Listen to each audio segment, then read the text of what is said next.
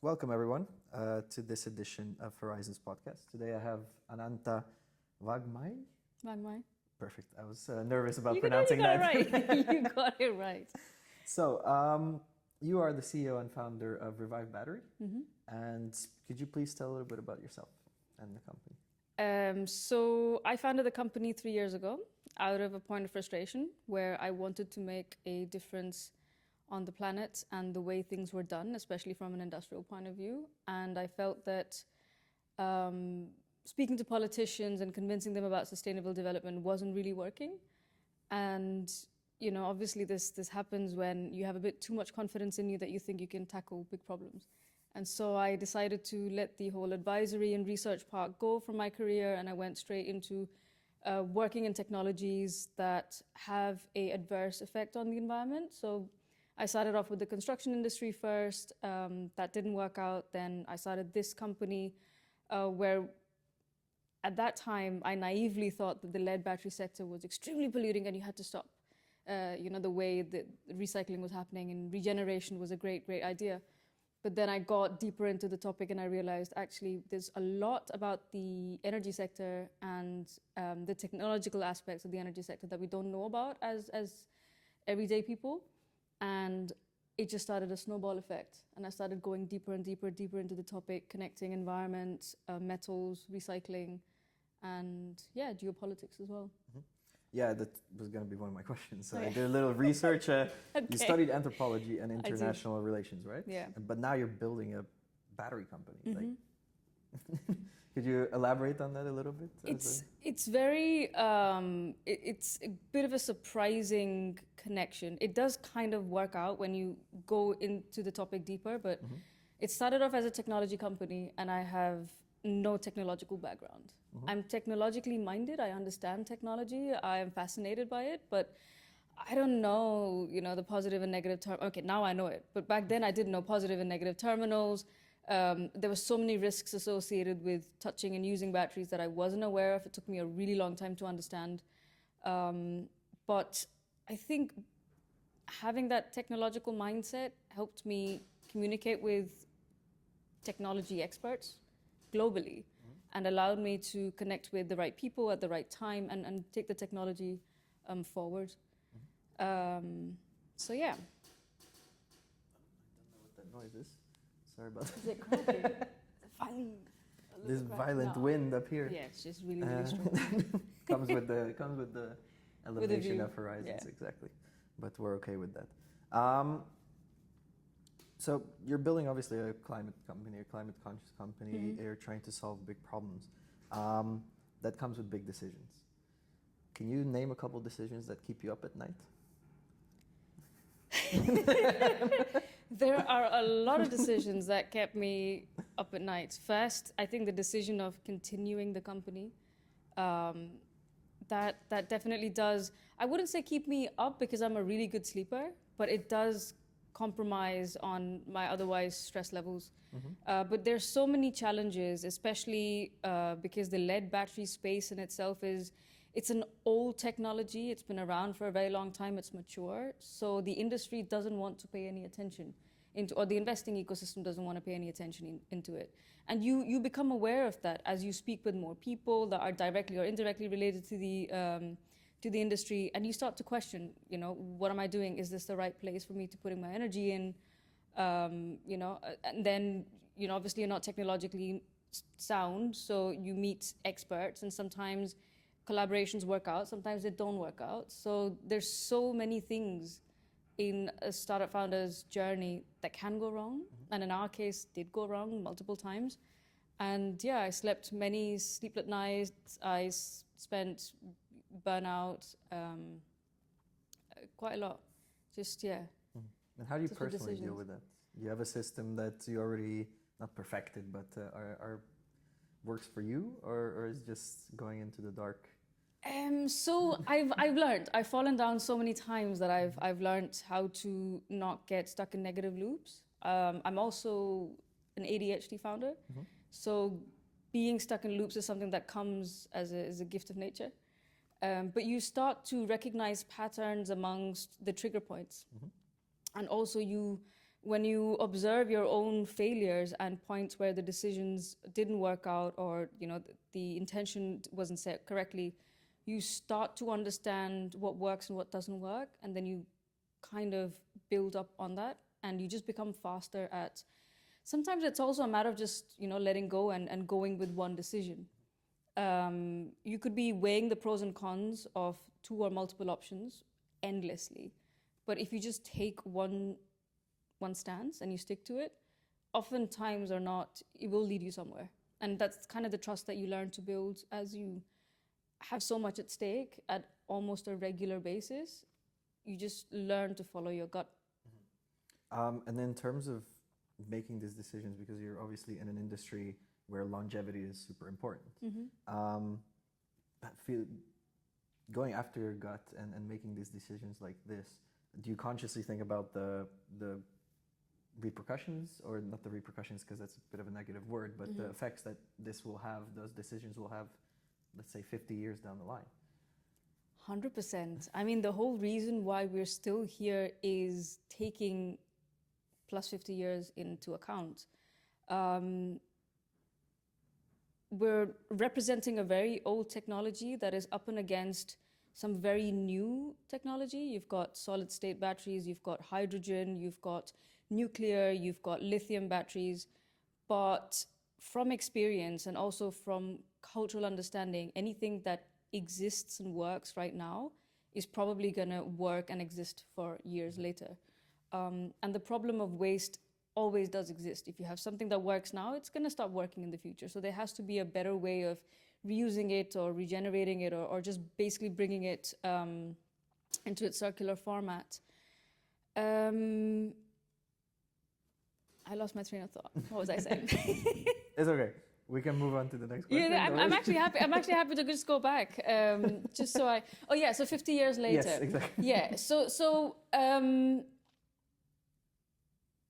yeah, I think maybe we just. I don't know what's going on. I would like to follow up on that. Maybe that will help you, and you personally. Obviously, because you're the founder, you're the CEO, you're making these higher level decisions. How does it weigh on you personally? Does this keep you up at night, thinking like, okay, this decision that I made today will have an effect in 50 years, and if it's the wrong one, then it will have the wrong effect? Or you just learn to let those things go? I think I've learned to let them go.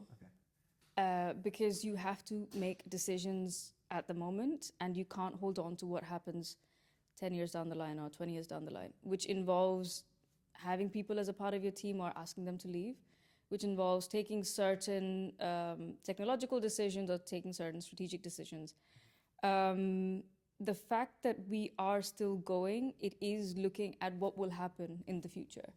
And we know that this technology will, if we put the right amount of attention and focus into it and also force it to innovate, it will lead to something positive in the future. And that's kind of what gives us a sense of security.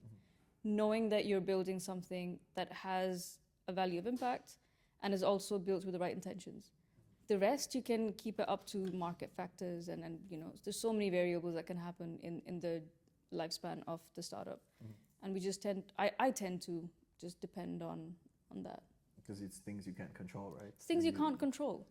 I think one of the most important lessons you learn very early on in your company is that everything is not in your control. And it cannot be. The more you try to hold it, the more it makes you suffer. And then, your burnout happens and so many things go wrong. And eventually, if you just take a little bit, like for example, I'm an extremely hands-off leader in my company. Every department has one individual leading it. And I tend to guide them through, like the overall direction of where they're supposed to be working. But I make sure that I don't interfere in the nitty-gritty details. They might come back to me saying, oh, we don't know how to do it. And, should we do this or that? And I just tell them, like, you have to make the decision yourself, because this is your, unless it's a very theoretical or, analytical point, I let them have the confidence to do that. And I think that's also synonymous with what I was just saying previously. You just kind of have to let things go a little bit and let people work in their own way and in their own time. How long did this take you to kind of adapt to this? Obviously, did it take pitfalls? Did it take falling on your face as a founder yourself and realizing that you have to step back, or was this an outside force that advised you to be a founder?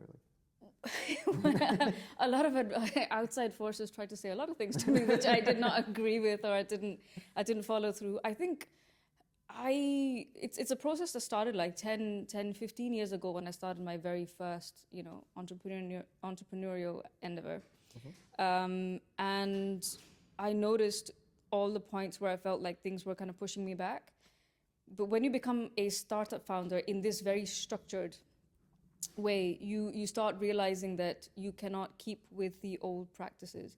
And if you're reflective, which you should be when you're running a company, you see where you're making mistakes, where it's repeatedly happening, where it's a personality issue, where it's your conflict resolution issue, where it's just you being either insecure about your capabilities or you're being hyper confident. You realize that, with your own sort of sense of judgment, and then you just build that through. Amazing. And Yeah. I think that's a good takeaway for myself as well, and young founders that I'm connected with, because we do tend to hold on to the things that we try to build because it's our baby in a sense. Yeah. And I think that's a super good learning. If I could move back a little bit to the climate crisis that we're talking about and trying to solve, what decisions are we getting wrong in the world? I think the biggest one is that we're constantly chasing innovation. We think that the solution to our problems doesn't exist, but actually the solutions to the problems that we have right now, they actually exist in the present moment. And we have digitized everything to the point that it's no longer in our, direct ability to, I wouldn't say control, but to improve. There are technologies that are slower technologies. I think they work better. And I think that the balance between, the old and the new kind of needs to be a bit more improved. For example, like I was talking about these newer technologies, hydrogen and, solid state and lithium batteries. I mean, lithium is new. It's 20 years old. It's only been popular for the last 8. We haven't figured out recycling yet. Millions are going into funding research and development for recycling, or even to improve the processes that are required within the lithium space. But then, if you have people or companies all over the world trying to find out how do you, recycle lithium batteries, yet there's only one country that has control over that element, you're basically wasting so many resources. You could easily help older technologies, survive, while at the same time dedicate a certain amount to innovation. If all the attention goes towards innovation, your present elements, they do start breaking down. And that's kind of what we're seeing right now throughout the world. Do we move on too quickly to the next thing? We move on too quickly. We don't even wait to see the thing that we were developing fully develop. And then before that, we've already moved on to something else. And why is that?